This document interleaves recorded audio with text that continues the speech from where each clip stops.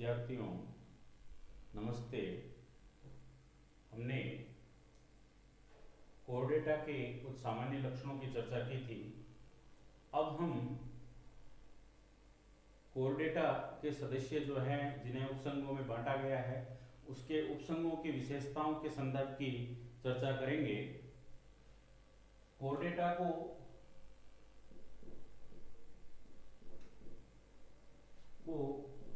तीन उपसंघों में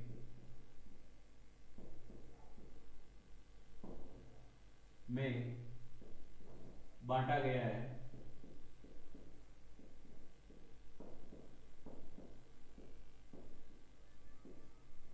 यूरोकोर्डेटा, सिफेलोकोर्डेटा और वर्टिब्रेटा।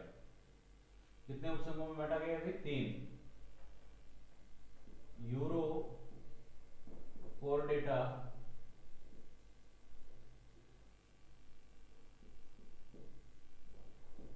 सिफेलोकोर्डेटा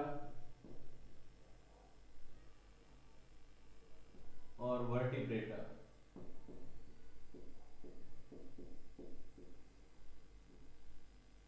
यानी ये तीन उपसंघ है इसके।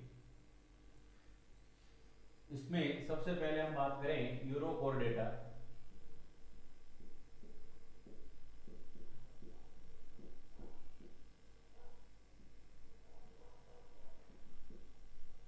यूरो शब्द जो है वो टैल या पूंछ के लिए, इसके लिए आता है टैल या पूंछ भाग के लिए। इस प्रकार के सदस्यों में पृष्ठरज्जु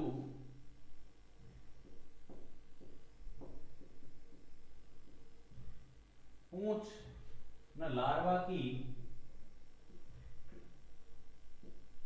पूंछ में पाई जाती है, यानी लार्वा अवस्था तक ही सीमित होती है। किसमें पाई जाती है? लार्वा जो होता है उसकी पूंछ के अंदर ये उपस्थित रहेगी।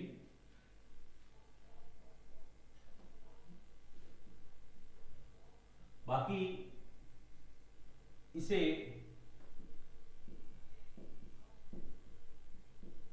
प्रोटोकोर्डेटा भी कहते हैं। इस प्रकार के जो सदस्य हैं इनको किसके नाम से जाना गया है? प्रोटोकोर्डेटा के रूप में पहचानते हैं।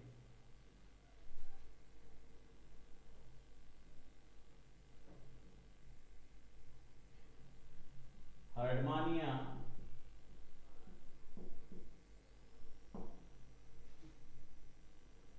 एसिडिया, सिल्फा,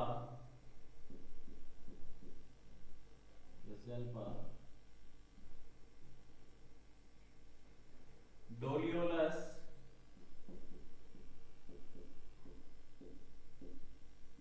जो सदस्य हैं ये सारे यूरोकोर्डेटा की श्रेणी के अंतर्गत आते हैं। इसके बाद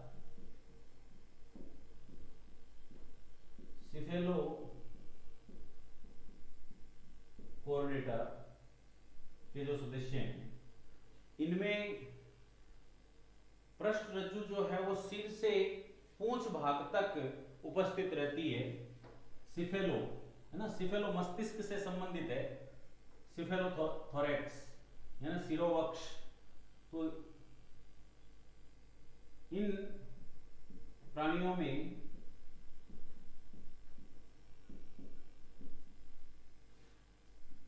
पृष्ठरज्जु संरचना, जो पृष्ठरज्जु है वह सिर से पूंछ भाग में संपूर्ण जीवन भर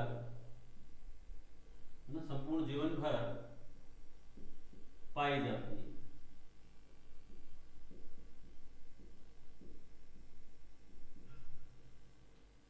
सिफेलोकोर्डेटा के जो सदस्य हैं उनमें पृष्ठ रज्जु उपस्थित है, लेकिन वो सिर भाग से लेकर के पूंछ भाग तक जीवन भर फैली हुई रहेगी।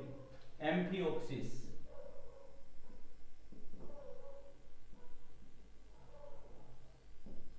जो है एम्फिओक्सिस के सदस्यों में इस प्रकार की व्यवस्था पाई जाती है, ऐसा रूप इसके अंदर उपस्थित रहेगा। इसके बाद हम बात करते हैं वर्टिब्रेटा के सदस्यों की। किनकी भी? वर्टिब्रेटा।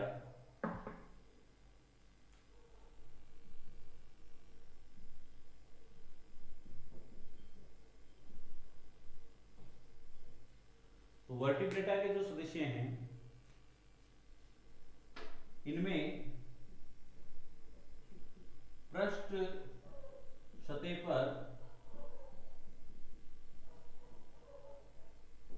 पर रज्जु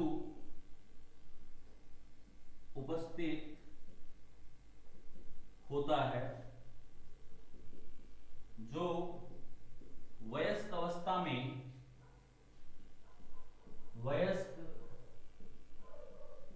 में अस्थिल अथवा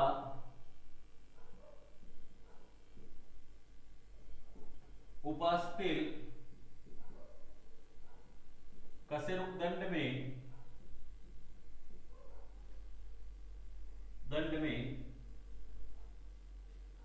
परिवर्तित होता है। रज्जुक जो है वो कशेरुकियों के अंतर्गत कशेरुक प्राणियों में पाई जाती है, या उनके अंदर इसे माना जाता है। कशेरुक प्राणियों के अंदर रज्जुक उपस्थित रहेगा। ये परिवर्तित रूप है मेरुदंड जिसे आप कह रहे हैं। सभी कशेरुक प्राणी रज्जुक होते हैं, परंतु सभी रज्जुक कशेरुक प्राणी हों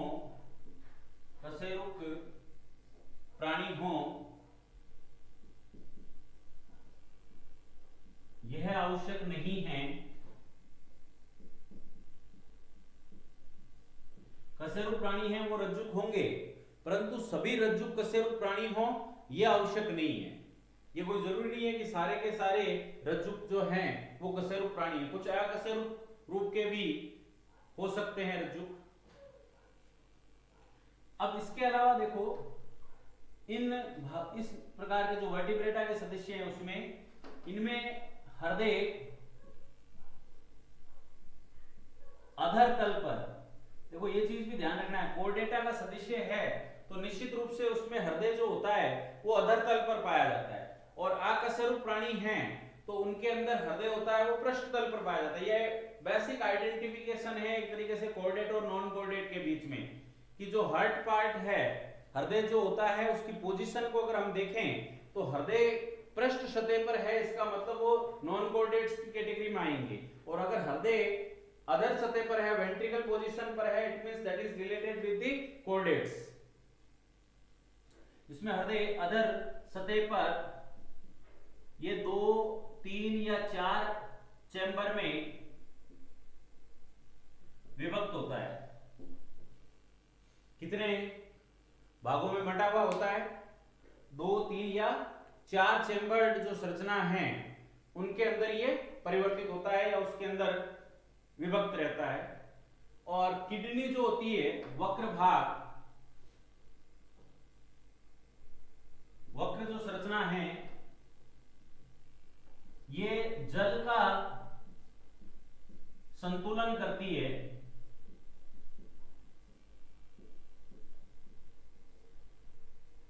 किडनी जो है वो क्या करती है भाई? जल का संतुलन बनाए रखने का कार्य उसके द्वारा किया जाता है। क्लियर?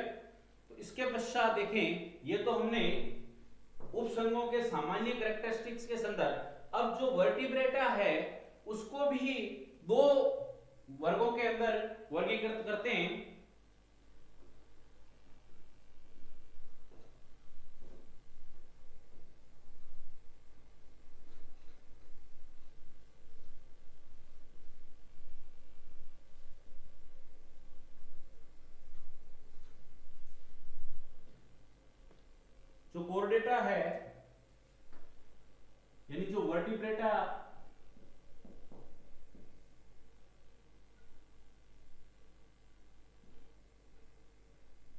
वर्टिब्रेटा के जो सदस्य हैं उसको हम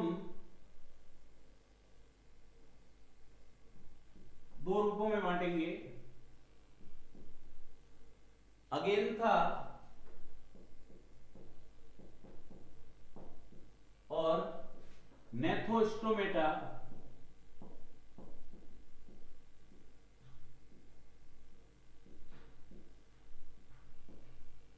अगेंथा it means absent of jaw, यानी जबड़े की अनुपस्थिति। अगेंथा शब्द का अर्थ क्या है? जबड़े का अभाव। ऐसे प्राणी जिसमें जबड़े क्या होते हैं? अनुपस्थित होते हैं, एब्सेंट ऑफ जार, यानी जिनके अंदर जबड़ों की अनुपस्थिति पाई गई हो। और नेथोस्टोमेटा में जबड़े उपस्थित होते हैं। इनके अंदर क्या होगा भाई? जबड़े उपस्थित रहेगा। तो नेथोस्टोमेटा के सदस्यों में जो वर्ग रखा गया है वो है साइक्लोस्टोमेटा। साइक्लोस्टोमेटा, साइक्लो का मतलब होता है चक्रीय, स्टोमेटा शब्द का अर्थ है मुख, यानी ऐसे प्राणी जिनमें चक्रीय मुख की क्या होती है? उपस्थिति पाई जाती है। चक्रीय मुख उपस्थित, ना? साइक्लो शब्द जो है वो है चक्र के लिए, स्टोमेटा शब्द है मुख, यानी जिनमें चक्रीय मुख की क्या होती है? उपस्थिति पाई जाती है। चक्रीय मुख इनमें उपस्थित हो। ठीक भाई?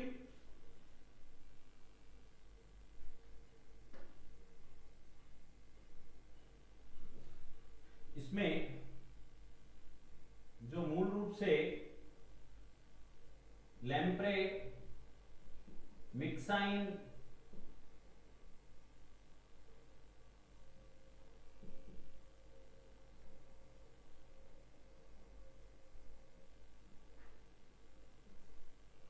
मिक्सिन बोलते हैं, मिक्साइन, मिक्सिन, ये जो सदस्य है, और नेथोस्टोमेटा के जो सदस्य हैं उनको भी दो भागों में, जो सुपर क्लास है उसको अलग अलग वर्गों में, फिशीज वर्ग के सदस्य और टेट्रापोडा, इसके अंदर बांटा गया अभी। फिशीज वर्ग के सदस्यों में यानी मछली वर्ग, फिशीज वर्ग के अंदर हम दो प्रकार की मछलियों के संदर्भ की बात कर सकते हैं। एक है ऑस्ट्रीक्विथीज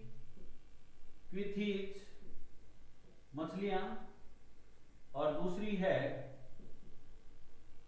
कॉन्ड्रीक्वेथीज मछलियां, जिनका अंत्य कंकाल अस्थियों से बना है वो ऑस्ट्रीक्विथीज है, और जिनका अंत्य कंकाल उपास्थियों से बना हुआ है वो कॉन्ड्रीक्विथीज, यानी इनका अंत्य कंकाल जो होगा वो अस्थि से बना अंत्य कंकाल। ठीक है भाई? और इसमें उपास्थि से बना अंत्य कंकाल। एक अस्थि से बना हुआ अंत्य कंकाल है और एक उपास्थि से बना हुआ अंत्य कंकाल है। इसके बाद टेट्रापोडा के जो सदस्य हैं इनमें एम्फीबिया यानी उभयचर प्राणी जो जल और थल दोनों पर विचरण करते हैं, एम्फीबिया की श्रेणी के अंदर आएंगे।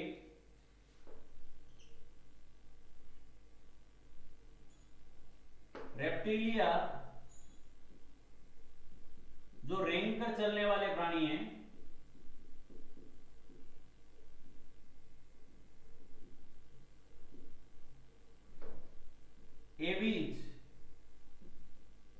पक्षी वर्ग जो उड़ने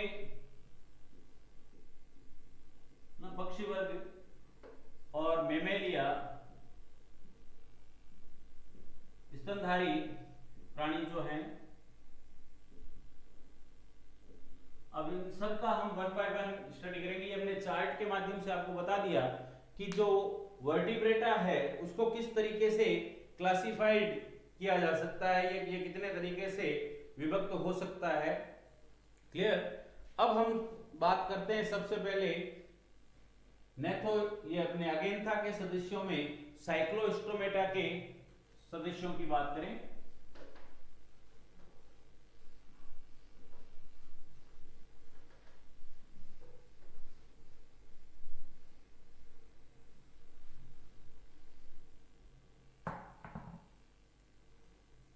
तो सबसे पहले अगेंथा के जो सदस्य हैं उसमें जबड़ों का अभाव रहता है। इसमें जबड़ों का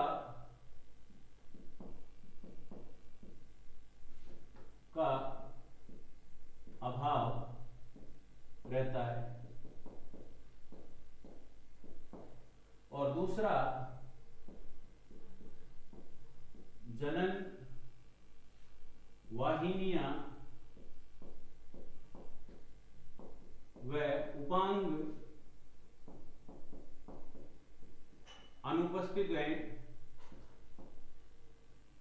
जनन वाहिनियां और उपांग जो होते हैं वो क्या होते हैं भाई, अनुपस्थित होते हैं या उनकी उपस्थिति नहीं है इसके अंदर। अब इसमें साइक्लोस्टोमेटा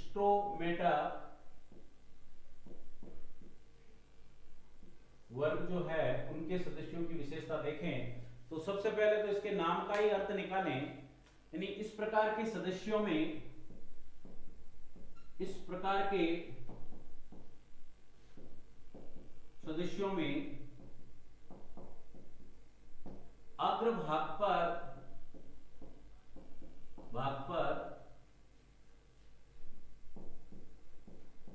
पाया जाने वाला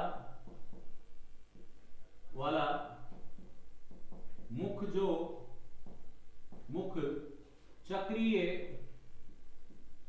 रूप का होता है, जिसमें दांतेदार संरचनाएं पाई जाती है। मुख चक्रीय रूप का है, गोल होता है और उसमें आरी या दांते के समान जो संरचना है उनकी क्या होती है, उपस्थिति मिलती है। दांतेदार या आरी के समान संरचनाएं उस भाग के अंदर उपस्थित रहेगी और यही जो है इसके नामकरण का रूप बनता है। यह सदस्य समुद्री जल में अथवा अलवणीय जल में पाए जाते हैं। अब जो समुद्री जल में या अलवणीय जल, तो ये अलवणीय जल की जो स्थिति है अधिकांश सदस्य समुद्री जल में ही होंगे, परंतु जनन क्रिया हेतु किसके लिए भैया, फॉर रिप्रोडक्शन प्रोसेस, जनन क्रिया हेतु इनमें स्वच्छ जल की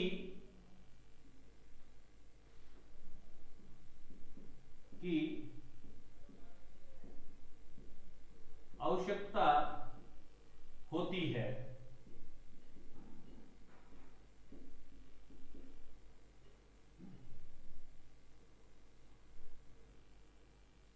जनन क्रिया के लिए स्वच्छ जल होना आवश्यक है, तभी ये अपनी जनन क्रिया को पूर्ण कर पाते हैं।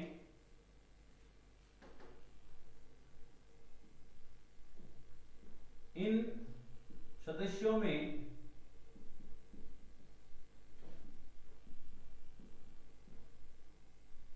जबड़ों का अभाव होता है। इसके अंदर जा जो है वो एब्सेंट मिलेगी आपको। इनका शरीर चिकना व सल्क रहित होता है। क्या होता है भाई? इनके शरीर के अंदर स्मूथनेस, चिकनेपन का गुण पाया जाता है, या चिकना रूप की संरचना इनके शरीर के अंदर उपस्थित रहेगी। और सल्क क्या होते हैं? एब्सेंट होते हैं। सल्क इनके अंदर नहीं पाए जाते हैं, सल्कों की उपस्थिति कम होती है। इनका शरीर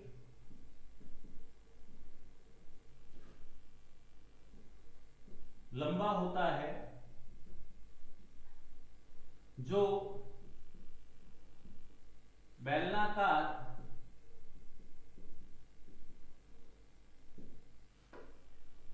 रूप में पाया जाता है।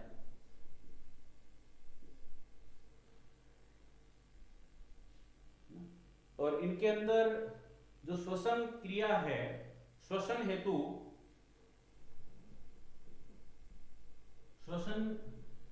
क्रिया हेतु 6 से 15 जोड़ी क्लोम छिद्रों की उपस्थिति पाई जाती है।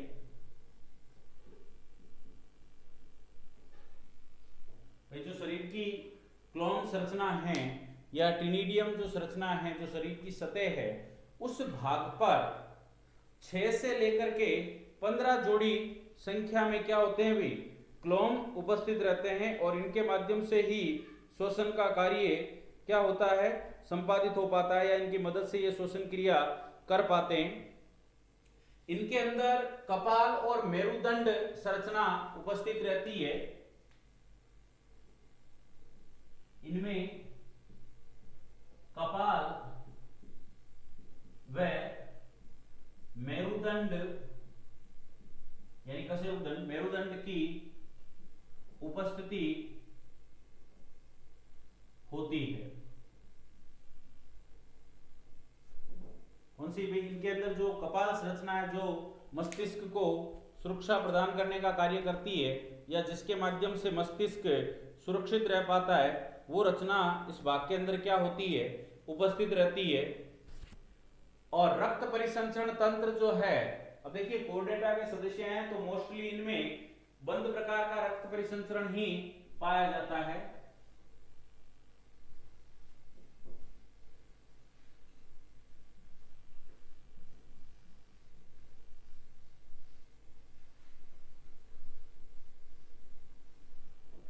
रक्त परिसंचरण तंत्र बंद प्रकार का रक्त परिसंचरण तंत्र बंद प्रकार का होता है। अब आप बंद प्रकार का है तो निश्चित रूप से रुधिर एक निश्चित पथ में और बंद वाहिनियों के भीतर इसमें रुधिर बंद वाहिनियों के भीतर एक निश्चित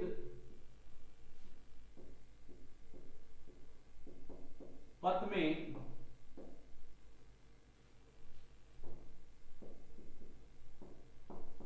गमन करता है।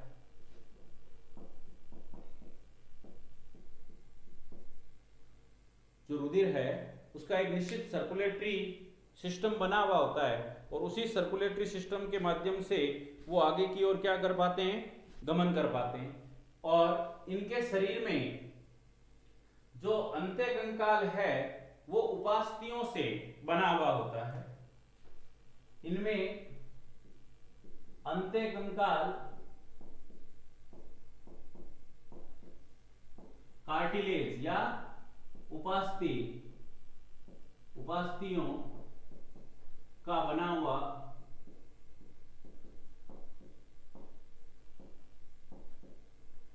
पाया जाता है।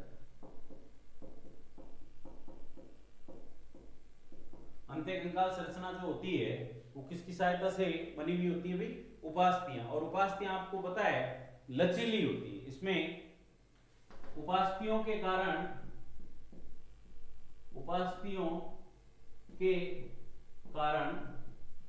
लचीलापन उत्पन्न होता है।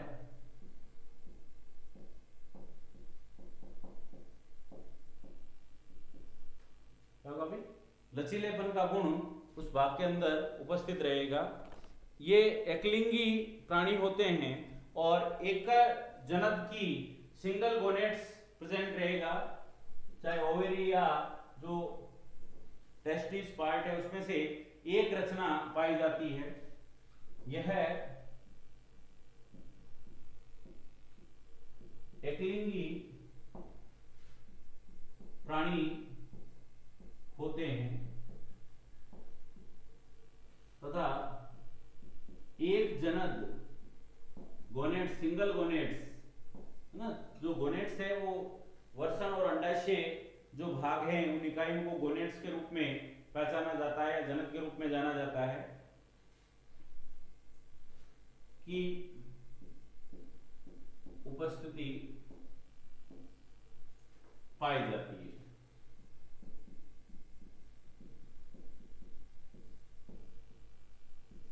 सिंगल गोनेट्स रचनात्मक जो स्थिति है वो इस भाग के अंदर उपस्थित रहेगी। इसके पश्चात हम बात करें तो अगला जो पॉइंट है, इस प्रकार के जो सदस्य हैं ये समुद्र में पाए जाते हैं और जनन क्रिया मूल रूप से इनमें जनन हेतु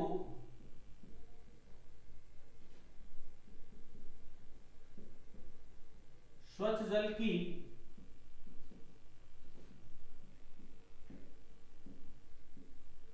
आवश्यकता होती है। जो स्वच्छ जल है हमने कहा था अलवणीय जल में, और अन्य रूप में यह समुद्री जल में ही पाए जाते हैं। बाकी समय तो ये समुद्री जल में रहेगा, लेकिन जब इसको रिप्रोडक्शन करना हो, जनन कार्य करना हो, तो उस समय ये जो है स्वच्छ जल के अंदर पहुंच जाता है। इन सदस्यों में परिवर्धन की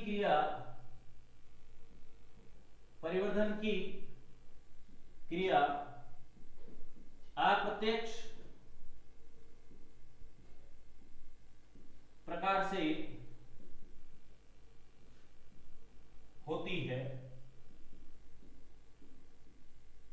क्या होता है भाई, परिवर्धन का कार्य जो होता है वो अप्रत्यक्ष रूप से संपन्न होता है, अर्थात इसमें लार्वा अवस्था की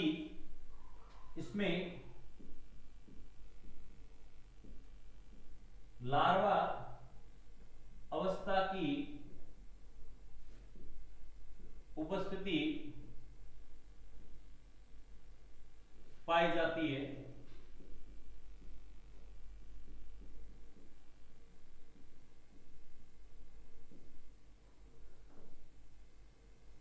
लार्वा अवस्था उपस्थित रहेगी और मूलतः आप देखो एमोसिट लार्वा, कौन सी लार्वा अवस्था पाई जाती है इसमें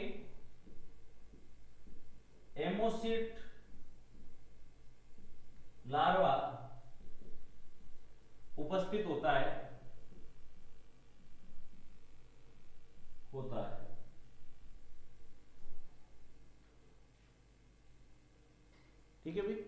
तरीके से ये सामान्य लक्षण हैं किसके, साइक्लोस्टोमेटा के सदस्यों में, और इनमें मूलतः जो सदस्य सम्मिलित किए गए हैं पेट्रोमाइजोन,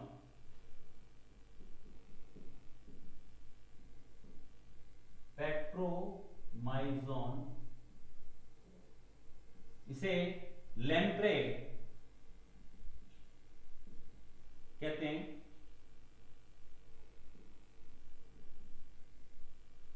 और एक मिक्सिन सदस्य है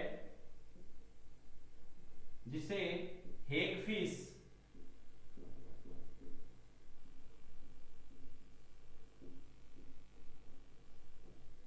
मिक्सिन को किसके नाम से जानते हैं, हेगफिश के नाम से पहचानते हैं, या हेगफिश के रूप में उसे पहचाना जाता है। क्लियर? तो ये रूप हमने अगेंथा के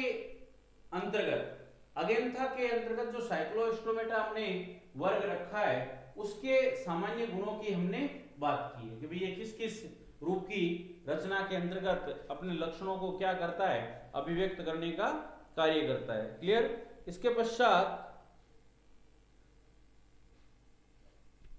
ये सदस्य जो साइक्लोस्टोमेटा के सदस्य हैं, इनका एक मुख्य लक्षण है कि यह मछलियों पर बाह्य परजीवी के रूप में पाए जाते हैं। एक लक्षण और ध्यान देते हैं, यह मछलियों पर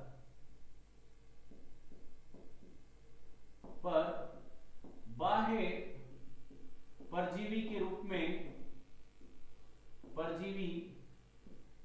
में पाए जाते हैं।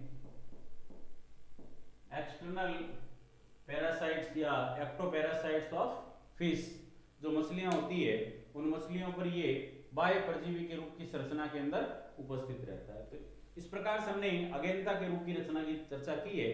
अगली चर्चा हम अपनी नेक्स्ट क्लास के अंतर्गत करेंगे। धन्यवाद।